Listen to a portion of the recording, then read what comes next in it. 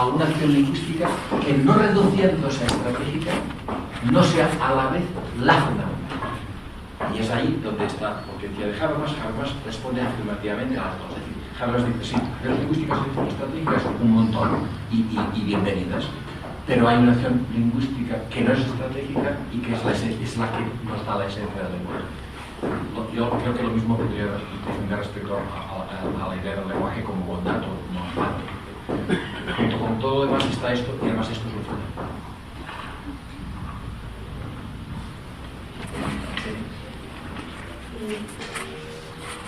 Uno de los grandes problemas de esta proximidad parece darse justamente la dimensión política, digo, de una comunidad política a la manera contemporánea, porque prácticamente nos encontramos con acciones lingüísticas estratégicas en su gran mayoría y con dificultades epocales de aproximación. Entre más técnicas de aproximación tenemos, parece que estamos más lejos y que esto se convierte en una profunda desesperanza para los pueblos. Yo quisiera que usted me contara un poquito de cómo ve la dimensión política en este sentido. Sí, efectivamente lleva razón usted. Digamos que ya es un discurso que se detiene justo antes de hablar de la comunidad política que hace y sin embargo ahí está uno de los problemas urgentes que hay que pensar hoy, que es la de la política. Por de pronto, porque sí que se puede efectivamente diagnosticar, es que el problema de la política actual no es que contenga estrategia, es que todo sea estrategia. Estamos un poco, parece que estoy repitiéndome, pero realmente la política tiene que ser estrategia. Sí, tiene que ser estrategia. Hay que saber hacia dónde se quiere ir y establecer los mecanismos para poder llegar a la meta que uno se propone. Eso es evidente. Que el lenguaje político tiene que ser estratégico. Sí. Ahora bien, cuando solo es estratégico, se produce precisamente un dominio exasperante de lo estratégico, porque todo es estrategia. Y entonces falta lo fundamental. ¿Qué es lo fundamental? Que haya gente que se crea alguna cosa de verdad. Que haya gente que se crea alguna cosa de verdad. Porque si hay gente que se crea alguna cosa de verdad, dirá esta cosa de otro modo. Es decir, la dirá francamente. Y la estrategia está al servicio de lo que se cree. A mí me parece que eso es un punto clave. También lo mismo que piensa Habermas. Habermas piensa que la política es estratégica, sí, no hay ningún problema, pero no está, fijémonos en la reducción de todo a estrategia. Y por tanto, el dominio de la estrategia. No hay una perversidad de la estrategia, sino en el dominio de la estrategia. Pues eso por de pronto. Pero luego, efectivamente, con eso no basta. Yo creo que lo que hay que intentar es pensar de nuevo las categorías políticas que han servido hasta hace poco. Por ejemplo, pensar de nuevo la categoría o categorías alternativas a la idea de contrato. Por ejemplo, la idea del contrato social. Que, por cierto, fijémonos, contrato social. La idea, contrato social en versión kantiana, presupone la idea de autonomía de los individuos, capaces por lo tanto de pensar por sí mismos y capaces de establecer unos pactos que sean del interés común. Que hay ahí mucha fuerza, sin ninguna duda. Que eso ha permitido, por lo menos en algunos países, unos desarrollos democráticos bastante notables, sin ninguna duda.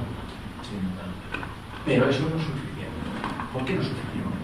Porque ya vemos también que, a pesar de la bondad intrínseca de esta idea de contrato, de autonomía, etc., vemos también que la existencia humana no se reduce a esta visión. Esta visión, digámoslo así, refleja una parcela y a lo mejor incluso una parcela pequeña. Porque nos damos cuenta, es lo que estaba explicando antes, nos damos cuenta que estamos en la intemperie. ¿En la intemperie qué significa? Que sujetos lo somos, pero poco. Es decir, sujetos autónomos, independientes, somos más bien sujetos heterónomos dependientes. Dependemos unos de otros. Y esta dependencia, el contrato social no la ha pensado. Porque tenía que pensar otras cosas, pero no la ha pensado. Es decir, el pensamiento político moderno, eso lo ha pensado o lo ha pensado poco. Entonces, ¿cómo pensar hoy una comunidad política que además de, no excluyendo las categorías modernas, pero además de las categorías modernas, pueda jugar con términos de dependencia mutua y no ver en la dependencia mutua algo así como un déficit? El hecho de que dependamos unos de otros no es una falta, pero en el esquema individualista moderno lo es. Es decir, la idea de que un individuo dependa de otro, mejor que no, pero eso no es así. Es decir, por suerte, afortunadamente, dependemos unos de otros y nos cuidamos unos de otros. Cuando esto se da, no hay nada mejor. Por tanto, la pregunta sería, ¿cómo pensar una comunidad en esta línea? ¿Cómo pensar, incluso podríamos decir, una comunidad terapéutica? ¿Cómo pensar la terapéutica en el sentido literal? Como una comunidad que cura. ¿Cómo pensar la sociedad humana, la comunidad humana como una comunidad que acoge y que cura? ¿Cómo pensar en categorías que, sin sacarla de la dependencia, perdón, la de la independencia y la de la autonomía, paradójicamente también haga valer la dependencia mutua y el sostén mutuo y el cuidarse mutuamente? Eso está por hacer. Y ahí lo único que he hecho, y tengo todo, por suerte pensar nunca se termina, hay por suerte algo por hacer, pero la propuesta que hago al final es la de esta categoría del ayuntamiento. Porque ayuntamiento, aquí no sé, aquí en Colombia, no sé cómo llamáis a la casa del pueblo, a la casa que... Alcaldía, ¿no? Alcaldía. Es que en algunos, sí, alcaldía sí es una alcaldía, se habla de la casa del pueblo, del consistorio municipal, y en España hablamos de los ayuntamientos. Y es una palabra que ya nadie significa, pero es curioso que el ayuntamiento, la alcaldía como ayuntamiento, si vamos en sentido literal, realmente es la casa que reúne las demás casas, haciendo que las demás casas precisamente no sean islotes, separados e independientes, sino es la casa que, haciendo de casa, une a las demás casas, reúne a las demás casas. Por ahí tampoco lo importante no es la categoría de contrato, y refleja esta capacidad humana de unir. O sea, vivimos uniendo, vivimos reuniendo. Lo que pasa que es verdad que hay situaciones epocales, y la nuestra es una de ellas, en la cual lo social es enormemente disgregador, porque eso lo decía Aren y tenía toda la razón, la masificación, que evidentemente la masificación social no significa comunidad y lazos sociales, sino significa básicamente el aislamiento.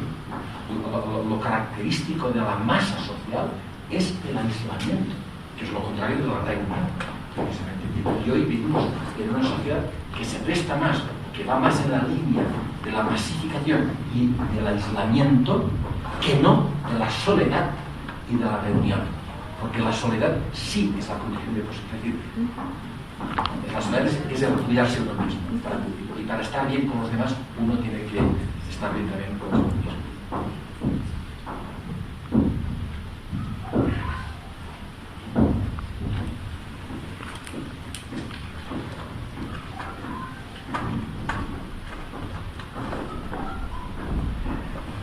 Bueno, yo tendría...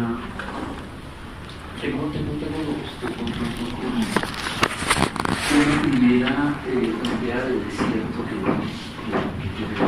o sea, está claro un poco la metáfora del océano, o sea, la metáfora del océano,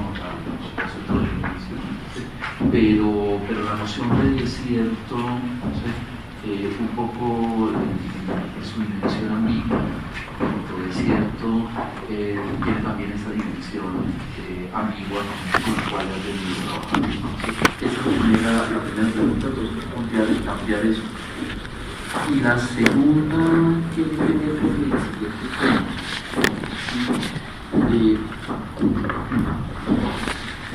Yo creo que en el lenguaje hay espacio de unidad. Estoy de acuerdo en principio de la perspectiva de que la palabra es congrega, y que por lo tanto hay una dimensión extraordinaria de política en la palabra, un espacio de comunicación, un espacio de pero también diría que hay una palabra que no esté mediana con el idioma. Es decir, el vínculo es un problema delicado, la formulación misma de Jaime está planteando un problema, ¿sí? Entre Sprache como idioma, lenguaje, habla, ¿sí? En toda su ambigüedad. El idioma, la palabra, no hay ninguna palabra que no esté en un idioma, y por lo tanto que no esté en el espacio originario de la escisión, de la separación. Y yo diría, siguiendo en esto, ¿sí? A mi obsesión personal, ¿sí? En el espacio de la muerte. ¿Sí? Es decir, el idioma es posibilidad, sí, y dentro de las posibilidades, la posibilidad más a la mano es la posibilidad del asesinato. ¿Sí? Porque el idioma justamente abre el horizonte de la diferencia del otro, y por lo tanto del campo radical con el otro. ¿Sí? ¿Cómo no podemos abrir ese espacio reconociendo esa vulnerabilidad originaria que tiene el lenguaje, que es justamente el vínculo con el idioma? Sí, yo como he querido decir muchas cosas en poco tiempo, seguro que no lo he hecho suficientemente bien. Y en particular la imagen del desierto, pues no la he aclarado suficientemente. Desierto para mí significa básicamente la horizontal. El desierto es la horizontal de la tierra o de lo que sea. Alguien una vez me dijo, bueno, pero digamos, la horizontal del océano es desierto, efectivamente. La horizontal del océano es desierto. Desierto es la horizontal. En definitiva, el desierto es la horizontal, sea la que sea, sobre la cual, de hecho, es la horizontal de la Tierra. Eso, bueno, por ejemplo, también aludiendo a un autor filosófico así relevante, Husserl tiene un ensayo pequeño muy bonito que se titula La Tierra es plana y no se mueve. La Tierra es plana y no se mueve. Bueno, hay tierra significa eso. ¿Qué es tierra? Tierra es la horizontal, que no se mueve, sobre la que nosotros nos movemos. Esto es la tierra. Se alude a la experiencia de la tierra, pero no a una experiencia telúrica de enraizamiento. No, simplemente es la horizontal sobre la cual se determina nuestro movimiento de verticalidad, es decir, nosotros nos ponemos verticales, nos ponemos de pie respecto a la horizontal de la tierra y nos movemos sobre esta horizontal. Esta es la idea. Que